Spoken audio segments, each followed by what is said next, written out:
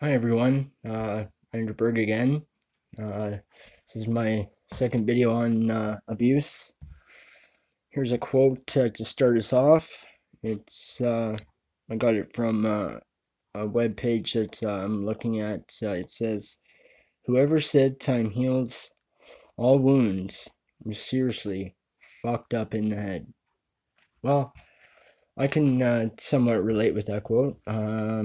I believe that's true, very true to a point, because pain either destroys us, and people that have been through pain either hurt or they get the help that they need and they heal and they don't hurt people.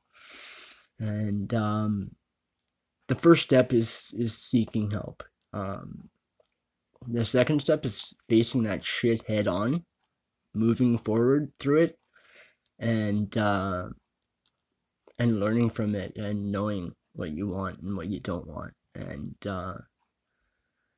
yeah, I was just doing a little bit of reading in my relationship stuff, and I read a couple of chapters that really hit home for me. They um, spoke about, it's up to us, right? Like to do what we will with our hurts in our lives, and the choices that we choose to make and the choices that we don't make, right? And grief is something that a lot of people think, just get over it. It should be time for you to get over that, and you can't put a lifeline deadline on such a grieving process like that, especially losing babies in a relationship, and being abused, and having a controlled drug aspect part to it, being victimized every day and traumatized and re-traumatized, and I wouldn't wish it upon anyone. But here I sit, right, and um, I'm making videos, right, to see what other people's stories are, to seek some knowledge out there, to be heard, to be listened to be trusted, and my story to be told and heard, right? Um, and with the whole process of it made me sick. It still does make me sick to my stomach even thinking about it, but it is what it is. I no longer have a therapist. I'll be looking for a new one, or paying for a better one. Um, my counselor pretty much gave up because she couldn't handle or deal with how hard everything was, or in my everything that I've been going through this year. Loss of a relationship that I was almost married to, with the loss of our babies that died because of the drug abuse on her part, and I didn't know until we got to the hospital and the doctor did the drug test. I didn't know until it all got set on paper, right? It was quite devastating, but yeah. Anyway, my counselor, I guess we both chose to let each other go. That's how I'm looking at it, and we were butting heads and stuff, and she just wasn't getting it. Like, she was calling me, "You're acting like a battered woman, Andrew, and you need to get over this." And like, if you can't keep your focus on the client and what their needs are, then you shouldn't be a counselor or an art therapist at all. Is what I told her. But it's really something when you put your trust in someone that you've known for so many years, and that should know your story and know who you are, right, as a person, yet deceives you in the most disloyalty way that could ever be done. And I sat down last week with her and her boss, and I gave her that look, like, I gave you chances after chances, forgiveness after forgiveness, after every mistake done. But no, she just didn't. She couldn't grasp it. She wasn't doing good. She wasn't doing me any good. She was causing me a lot of grief, a lot of anger, a lot of frustration. Why am I feeling like this way? Because I can't get my feelings out to this counselor that's supposed to listen. Active listening. See, a lot of people listen with the act to reply. If we just listened instead of replying, we'd find out more about what's going on, and we would be able to listen more better to people. That's what my main focus is on life, and is learning what is active listening and true helpful listening with people. I mean, I told my counselor, I said, I deal with people's lives. I worked the crisis line. I've worked mental health. I've been an advocate. I've been a therapist. I know that what they did to me there at mental health and addictions here in Trail, BC is not good.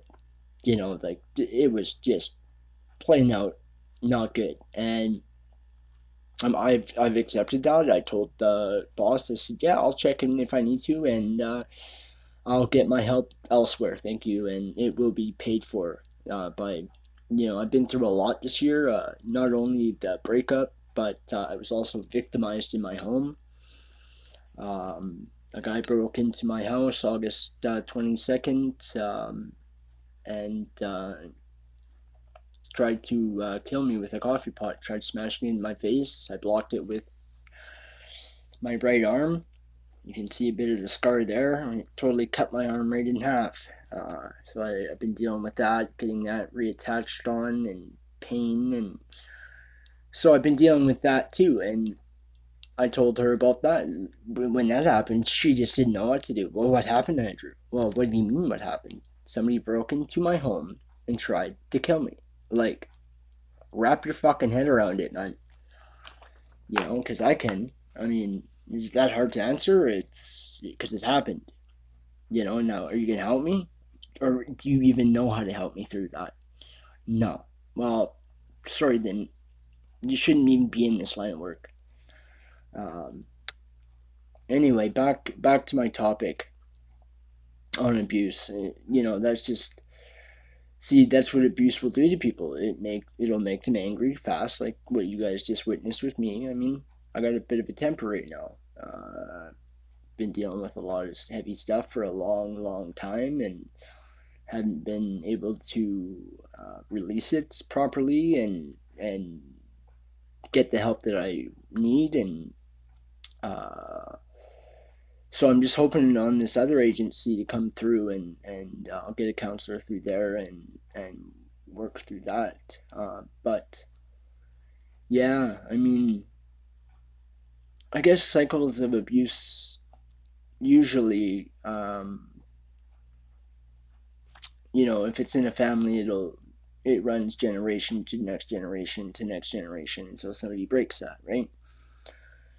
Well, there was abuse in my childhood and stuff like that, and some pretty terrible stuff in my childhood that I've dealt with. But no, I can't say that my life has been easy in any way, shape, or the form. But I don't play the victim on that, and I do the best I can every day with helping people and doing the best that I can do. And if you don't believe me, there's one certificate from ASSIST, it's Applied Suicide Intervention. There's the crisis line. There's mental health. I mean, I know what I'm talking about. I got the certificates to prove it. It's to back it up. And there's another one. Boom. Mental health and addictions. I'm not trying to brag or anything, but I can basically help somebody out of pretty much anything. It says right here. Boom. That's not a counselor. I don't know what it is. It says, I am trained to provide mental health first aid. That means that I have the qualifications now. I've taken this course twice. I have the same level as a paramedic. I'm pretty much an expert of the mind and addictions is what that qualifies me for. I can basically tell you, I can provide you with immediate support guidances and safe in a safe environment, like in your home, outside your home, in my home, uh, out in public even. I can comfortably have a conversation about mental health related issues with you if you're suffering from any. Ask me about professional and other supports. I can tell you who to go see, what support agencies you can see, and what not to see. What supports are good and what supports aren't so good. I enjoy doing that line of work, and it's to help people, right? And I myself I also have a mental illness. I got a multiple diagnoses of schizoaffective disorder, bipolar disorder, ADHD, post-traumatic stress disorder, also borderline personality disorder. Now, when I was labeled with all that over 15 years ago, uh, it was a tough bullet to swallow. But I said, you know what? I'm not going to let that be a label on me. I'll take my meds. I'll go to my counseling. I'll see a psychiatrist. I'll do everything I got to do. But I live with that too, so it's okay. But I'm so grateful that I finally freed myself from that toxic abusive relationship that I was going back to and back and forth and from, and calling her and making sure she was okay and buying her, still getting her gifts like jewelry and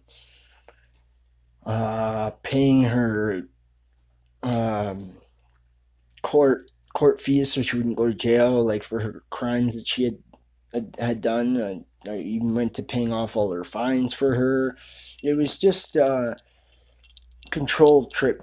You're mine and I'm yours, and that. What I says goes, and this is how it goes, and that's how it was for a long time with me. And I wouldn't wish it upon anyone.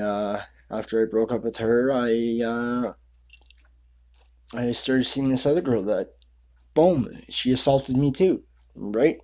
History is repeating itself. Another abusive relationship. Why? Because I didn't look at the stop signs on the way in. There was a couple and a caution sign that I should have saw and said, whoa, okay, maybe it's not a good idea for me to get into this relationship right now. Am I just trying to fill this void of being lonely? And that's what it was. I was filling the void of being lonely, empty, broken-hearted, betrayed, abandoned. Um, and I don't wish any of that for anyone. And no one should have to go through that. We live in a pretty cruel world these days, and I ask God every day. I say, when are you gonna make it a little easier? It seems so damn hard here. It's But I get up every day and I make my stand and I do my videos and I'll do what I got to do to survive and get through the hard times and talk to family and seek professional guidance where needed. And like, I'm dealing with a multiple of stuff. I can't work because of my arm injury, like, and that may take years to recover from, because I got my arm chopped off, like reattached reconstructive surgery, man. I mean, wow. You can sure say that I'm a very stronger person with pain than I used to be. I used to be a big wimp when it came to pain, but now it's like, okay, yeah, I can handle that. Oh yeah, no, that hurts, but it's like boom. So yeah, I I tried to call my ex today, not to talk to her, to see if her phone was still working, which I shouldn't have done. It was just, because I just wanted to see if her phone was still on, if she, is paying her bill or whatever, right? That's none of my business. She, if she's not or if she is. And I know she's back drinking and probably using other substances, so she probably didn't pay her phone bill. And that's fine too, because I didn't want to talk to her anyway. I just was, if I heard her ring once, I was going to hang up, right? Boom. And leave it at that, because I have her blocked up, and that's just the obsession, right? Going back into it, reliving it, the fantasy, the fantasy of it will destroy you. The compulsion to go and call them or see them or just one more time. It'll be okay this time. It won't. It'll be different. Well, it won't. And the reason I'm telling you this is because the last time my ex-wife and I spent time together, which was a little over a month ago now, it did not turn out good. We both were partying together and having a couple drinks. I thought everything was cool. She seemed cool. She had a friend there over too, and everything seemed cool. And then she turned on her friend first, and that's how I knew she was getting a little out of it with her drinking and stuff. I kind of said, you need to tone it down, please, or I won't be sticking around very long because you're changing, and I hate that fucking person that comes out when you do that. And her friend was getting a little chilly. It was at my house, and she asked to borrow one of my hoodies. I said, sure, no problem, right? Go for it. Walk, and she's all, Andrews has a certain way of doing things. You have to ask his permission to go in his room, and he likes his stuff here and there, and that's in its place. It can't be moved. And I'm like, holy cow. Anyway, her friend comes out in the hoodie that she had previously bought for me as a gift, and I had bought her a female version hoodie of mine, and she bought me the one that her friend was wearing. And oh my god, I just looked at her and her eyes went black as can be, and she just looked at me and looked at her and said, Caitlin, you need to take that hoodie off right now. That's my husband's hoodie, and I bought it from him. I'm like, holy cow. I'm like, whoa, this is getting too heavy. Right? Like, something's going to go down here if I don't put a stop to it pretty quick. And earlier on in the day, I talked to the RCMP, and because I was struggling to find out what can I do if she attacks me again, or like, can I do anything? First call the police. Yeah, well, of course, but what am I going to do till you get here? If she's fucking beating on me, or, excuse me, if she's beating on me or chasing me around the house with a knife or something, what do I do? Like, do I give her a shot in the head? Or no, if you attack her, Andrew, then that's a domestic on you're doing a domestic assault, and she's going to go down for domestic too. So it's a lose-lose. So I said, yeah, you're right. I said, I won't attack her. I said, I'm not like that. I'm not a womanizer. I abuse women. I respect women. I cherish them. I'm the one that's the victim of abuse, and you all know it. I said, and they were like, yes, we do, Andrew. We do know it, and we're very sorry for it. And he just said, well, I'll tell you what you can do and what you can't do, Andrew. He said, if she comes flying at you, hit you first, one, push her lightly to the ground, go to another room, or try to get out of your house.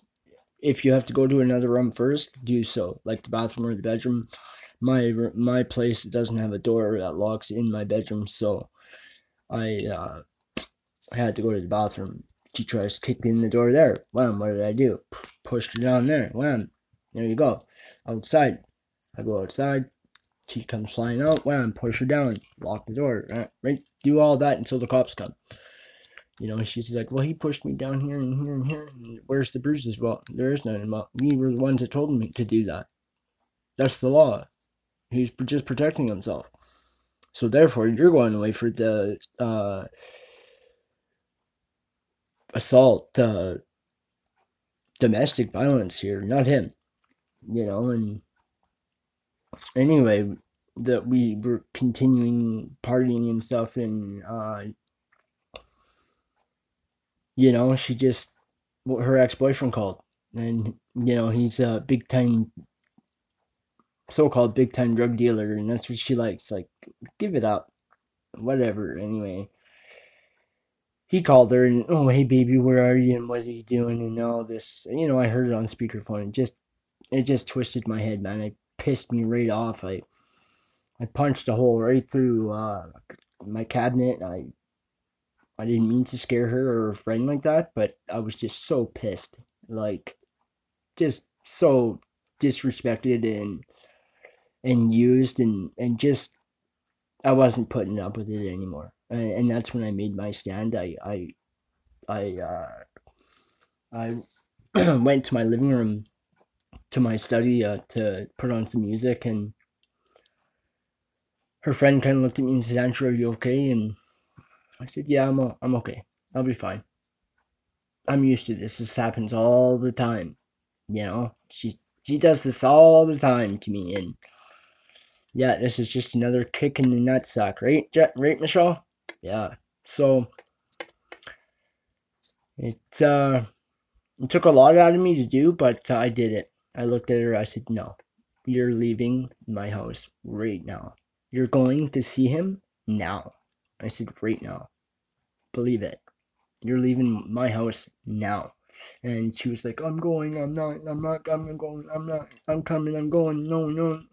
Wham. What did I do?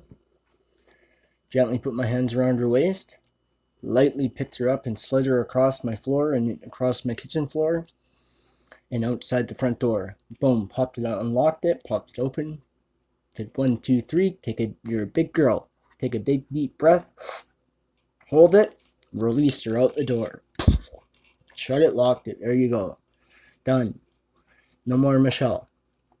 And I haven't seen her, heard, or talked to her since. And, well, I did the next morning, and she's like, after what happened last night, I think we need a break. And I said, no, it's over.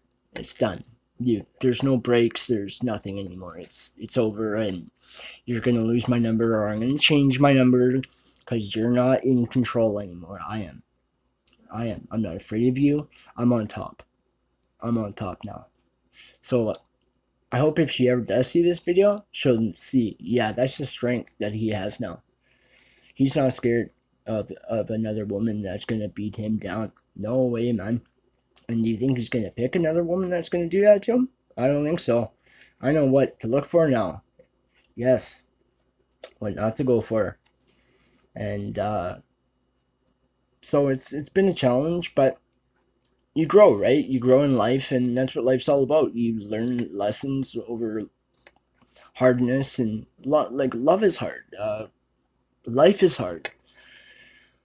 Work's hard, right? Like, it wasn't made to be easy, but why make it harder by hurting people? And just, I live in a life where I firmly believe that anything could go wrong in one day to us. And it's the truth. And I think for a lot of people, I think they need two people to, I think we both need to be held while we grieve. And it's got to be by someone that can handle our pain and see it for within their pain and understand it. Not someone that's going to muddle with it. Not someone that's going to desert or abandon us. That's what I truly see, and help us in the way that we need to help. give us that guidance, the patience. All it takes is a listening ear for an hour, maybe not even 20 minutes, could save a life. Instead of a lifetime of lived hell within somebody's mindset who's been traumatized or abused. I'm sure you know the post-traumatic stress disorder, some of the obsessive thoughts, even depression, anxiety, not eating, drug abuse, misuse at times. I'll admit right now, before my relationship ended and the babies died and stuff, and my arm got cut off, I had 14 and a half years of being clean, sober, sobriety, and I don't even have a year now. I don't use every day, but I do have my demons that I'm working on, and I guess we all do, right? And we're imperfect beings, and that's just what we are. But what I find is that when you abandon someone, if you abandon someone, okay, you're telling them that they're nothing. They're dead to you, pretty much. It's the way you leave that person. You can leave a person feeling whole, or you can leave them feeling drained and lonely, and you don't want to go there with people. I certainly don't. I certainly want to uplift the mood and make that person's day a little bit better as long as they walk out that way. I don't want to say or do anything that's going to offend that person in any way, shape, or form, because they've already been through enough by being a victim of domestic violence or any kind of violence or abuse or childhood to adulthood. It doesn't matter. It's still there. So thanks for watching my video.